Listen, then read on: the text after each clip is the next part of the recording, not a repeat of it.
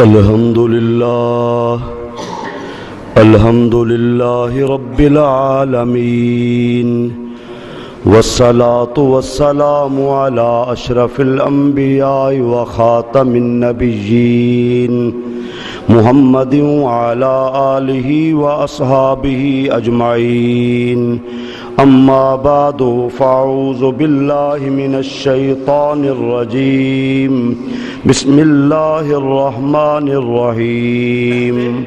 آج 10 محرم الحرام ہے۔ سید الشہداء سیدنا امام عالی مقام رضی اللہ تعالی عنہ، آپ نے حکومت کی خاطر، دولت کی خاطر، منصب کی خاطر اتنا بڑا قدم نہیں اٹھایا، بلکہ آپ نے دین مصطفیٰ کو بچانے کے لیے اور جابر بادشاہ کے سامنے کلمہ حق کہنے کے لیے یہ سارا اقدام کیا ہے، اور وہ شہید ہیں، وہ لوگ غلطی پہ ہیں، وہ لوگ دین سے دور ہیں جنہوں نے کہا یہ 2 شہزادوں کی جنگ تھی۔ میرے بھائیوں، صبح بھی میں نے باتیں کچھ کی تھی، یہ 2 شہزادوں کی جنگ نہیں تھی۔ یہ مت کہو یزید بھی شہزادہ، حسین بھی شہزادہ، نہیں، حسین تو حضور کا نواسہ ہے حدیث کے اعتبار سے، اور اگر قرآن دیکھیں، قرآن میں اللہ نے حسین کو اور سیدنا امام حسن دونوں کو اپنے نبی کے بیٹے فرمایا ہے، ٹھیک ہے نا۔ اب میرے بھائیوں، یہ جنگ جو تھی یہ غلط بات ہے، حکمرانی کے لیے، دولت کے لیے، منصب کے لیے نہیں۔ دنیا میں جتنے لوگ آئے ہیں شہادت کے بعد ان کا چرچا ہوا ہے، واحد امام حسین کی ذات گرامی ایسی ہے، ادھر پیدا ہوتے ہیں شہادت کا چرچا شروع ہو جاتا ہے۔ اللہ ذوالجلال جبریل امین کے ذریعے سے خود خبر دیتا ہے۔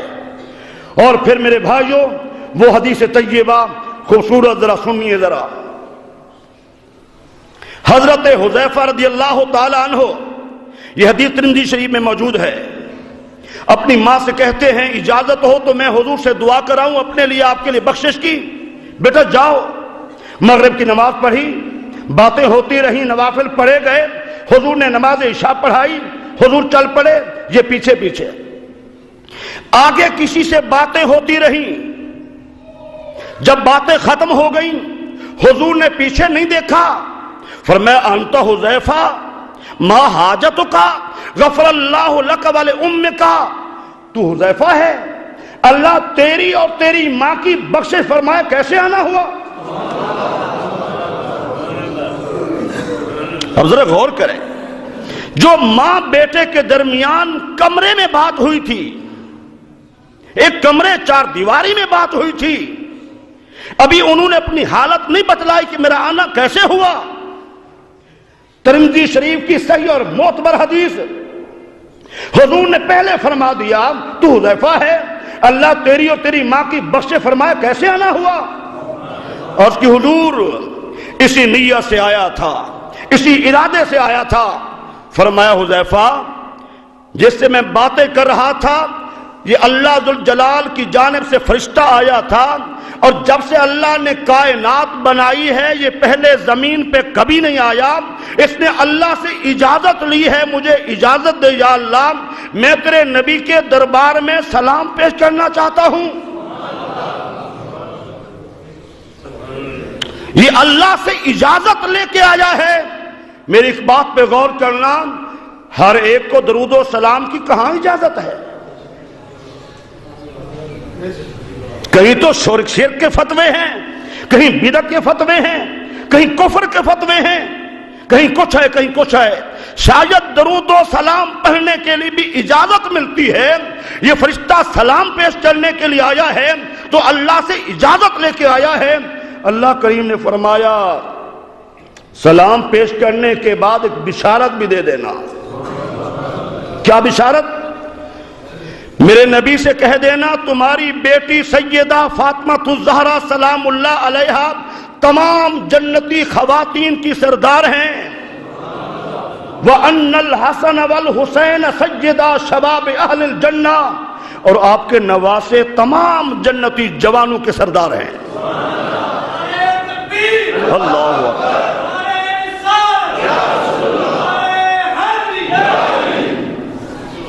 میرے بھائیوں اب ذرا غور کرنا، یہ حدیث تو ہم سنتے رہتے ہیں، بڑی عظیم حدیث، اور یہ بات سمجھ میں تھوڑا ذرا غور کرنا کہ ابھی تو حسنین کریمین نے نمازیں شروع نہیں کی، ابھی تو روزے شروع نہیں کیے، ابھی تو حج نہیں کیا، ابھی تو قربانی نہیں کی، ابھی تو جہاد نہیں کیا۔ پوری کائنات کا اصول، ضابطہ، قانون یہی ہے، پہلے انسان کچھ حاصل کرتا ہے پھر ڈگری ملتی ہے۔ ابھی تو کوئی عمل نہیں ہے، پرائمری، ٹھیک ہے نا، middle, matric, F A, B A, M A, B Ed, انسان جو آگے بڑھتا چلا جاتا ہے۔ کائنات میں یہ تو نہیں ہے ابھی پرائمری بھی پاس نہ کی ہو، ایم اے کی سند مل جائے، پہلے مل جائے گی، کہیں کائنات میں ہو۔ ہاں یہ الگ بات ہے کہ ہمارے وطن عزیز میں وزیر بن جاتے ہیں ڈگری لے کر، یہ ایک الگ بات ہے، لیکن اصول یہی ہے جب تک کوئی آدمی تعلیم حاصل نہیں کرتا، ڈگری نہیں ملتی۔ یہاں کائنات میں حسنین کریمین واحد وہ ہستی ہیں جنہوں نے ابھی کوئی عمل نہیں کیا اور جنت کی سرداری والی بڑی ڈگری پہلے مل گئی۔ کیوں مل گئی؟ میرا اللہ جانتا تھا میرے نبی کے اس نواسے حسین نے ایسی نماز پڑھنی ہے جو کائنات یاد رکھے گی، اس میرے نبی کے نواسے حسین نے ایسا روزہ رکھنا ہے دنیا دیکھے گی، اور میرے اس نبی کے نواسے نے ایسا جہاد کرنا ہے دنیا میں اس کی مثال دی جائے گی، میرے نبی کے نواسے نے ایسی جرت دکھانی ہے ساری دنیا ان کی جرت کو سلام کہے گی۔ دے دو، پہلے دے دو ڈگری، ان الحسن والحسین سیدہ شباب اہل الجنہ، حسن حسین کو جنتی جوانوں کا سردار بنا دو۔ اتنا بڑی ڈگری کیوں ملی ہے؟ کیوں ملی ہے؟ اس کے لیے پہلے کچھ کرنا پڑے گا دنیا میں، یہ ساری قربانیاں دینی پڑیں گی تاکہ دنیا والوں کو علم ہو جائے اللہ ذوالجلال نے ناانصافی نہیں کی، کسی اور کا حق بنتا تھا، اتنا بڑی ڈگری انہیں مل گئی ہے۔ نہیں، یہ نبی کے شہزادے اس اہل تھے، اس لائق تھے، اس لائق تھے۔ پھر میرے بھائیوں سیدہ فاطمہ الزہرا فرماتی ہیں میں حضور کی خدمت میں حسنین کریمین کو لے کر گئی، میں نے کہا ابا جان آج میں ان دونوں شہزادوں کے لیے مانگنے کے لیے آئی ہوں، انہیں کچھ عطا کیجئے۔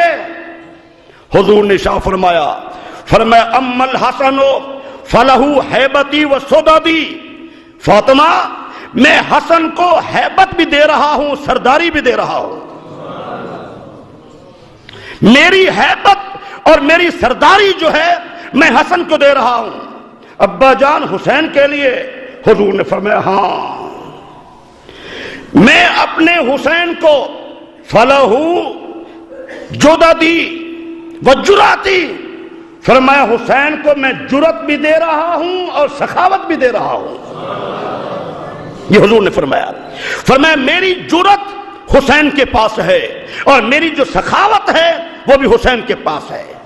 میرے بھائیوں اب ذرا اس جانب چلتے ہیں، تھوڑا سا کرب و بلا کے میدان میں نے صبح بھی کہا تھا کہ واقعات تو دوسروں نے لکھے ہیں، اس لیے علماء کم بیان کرتے ہیں، فضائل، عظمت، مقام شہید سب کچھ بیان ہوتا ہے۔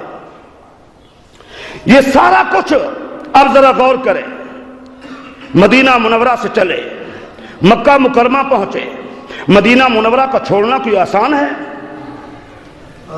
میرے جیسا نکمہ نکارہ آدمی، مجھے یاد ہے میں عمرے پہ گیا، کتنا دیر لگ گئی، ہچکی بندھی ہوئی ہے، دل نہیں کرتا آنے کا، اور میں یہ حقیقت بات عرض کر رہا ہوں کہ جب میں پہلی مرتبہ حاضر ہوا تو مجھے اپنے چھوٹے بچے کی شکل ہی بھول گئی، واللہ شکل ہی بھول گئی۔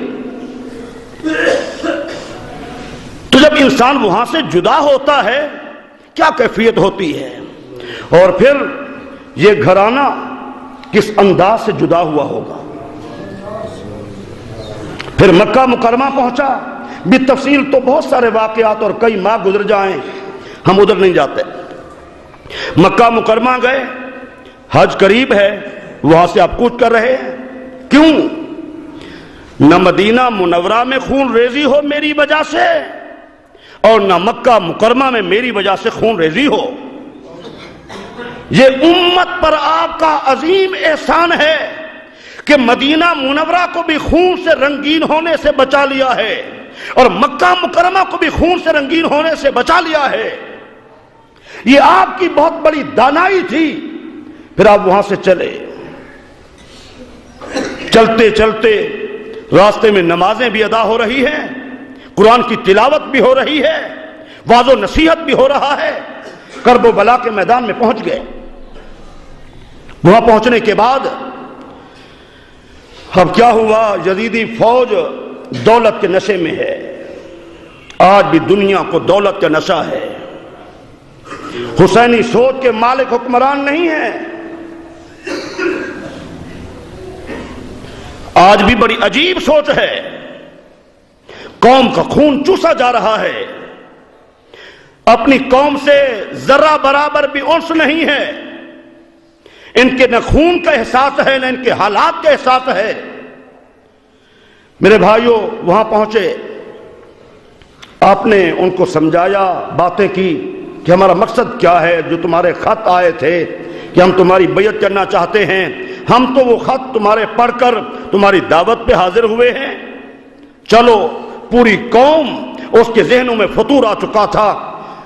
آخر لڑائی کے لیے تیاری ہو گئی. سیدنا امام عالی مقام کے صاحبزادے, بھتیجے, عزیز و اقارب, جانثار ساتھی جان دیتے چلے گئے. میں آپ سے پوچھتا ہوں, کیا آپ کا وہ 18 سال کا جوان بیٹا سیدنا علی اکبر رضی اللہ تعالی عنہ, اہل مدینہ جب حضور کی یاد آتی تھی, ان کے چہرے کو دیکھتے تھے, حضور کی یاد تازہ ہو جاتی تھی. اتنا حسین و جمیل, جوان اور خوبصورت بیٹا. ہم اپنے جوان بیٹوں کی ہر گھڑی نظر رکھتے ہیں, دشمنوں کے شر سے بچا کے رکھتے ہیں. کیا یہ حضور کی اس حدیث پہ غور نہ کریں؟ فرمایا میں حسین کو سخاوت بھی دے رہا ہوں اور جرت بھی دے رہا ہوں. آج اللہ کے راستے پہ دیتے ہوئے تھوڑی سی رقم دیتے ہیں تو دل گھبراتا ہے. کیا امام حسین کا جگر نہیں ہے جس نے 18 سال کے جوان بیٹے کو تلواریں دے کر دشمن کے سامنے کھڑا کر دیا ہے؟ یہ ان کا جگر نہیں ہے؟ اللہ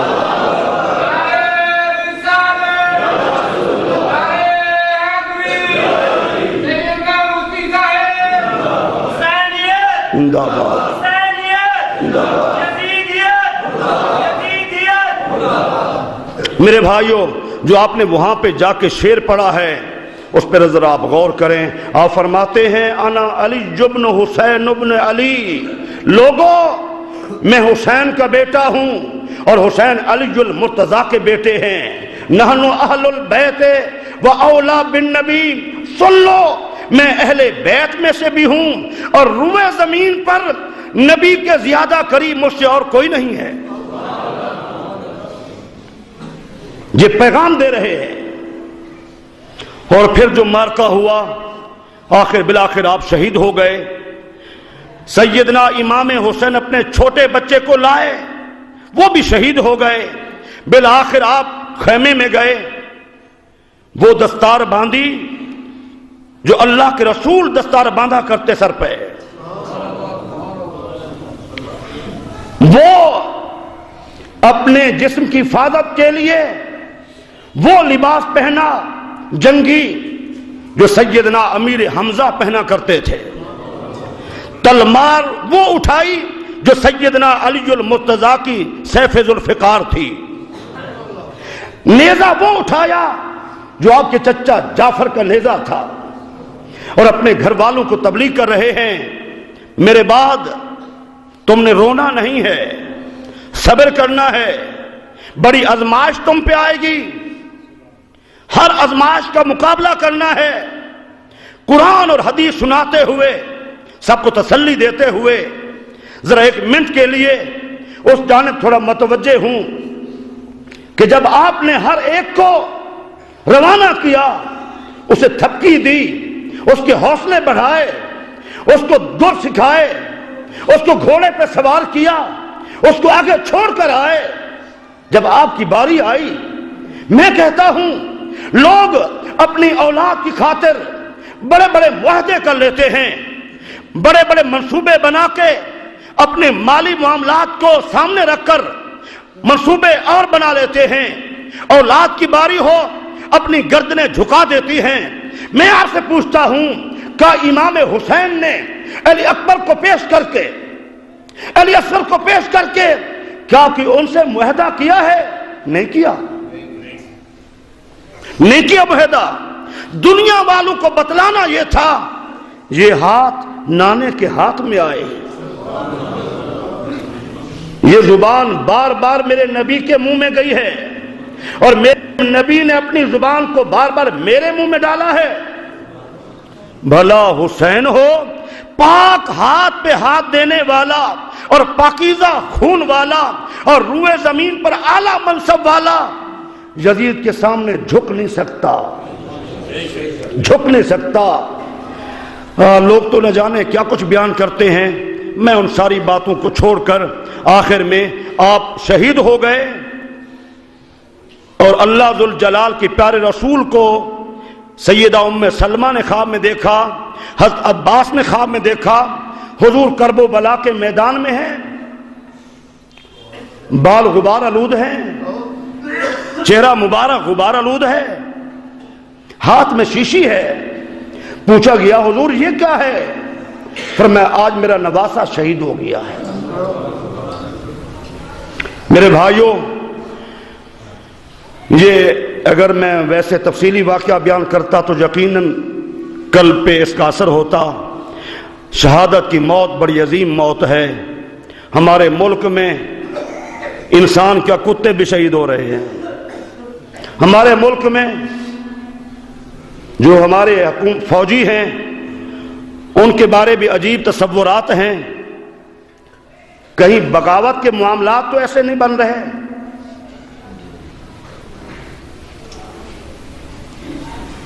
عوام کو چاہیے کہ وہ حوصلہ بڑھائیں، اور علماء کو چاہیے وہ اپنا کردار ادا کریں جرأت و شجاعت کے ساتھ۔ لیکن آج سوچ ہی عجیب ہے، عجیب سوچ ہے۔ اس لیے حالات کو سامنے رکھ کر کوئی بات کرنے سے پہلے تھوڑا سوچ لینا چاہیے۔ لفظ شہید بڑا عظیم لفظ ہے، اور شہادت بڑا عظیم منصب ہے۔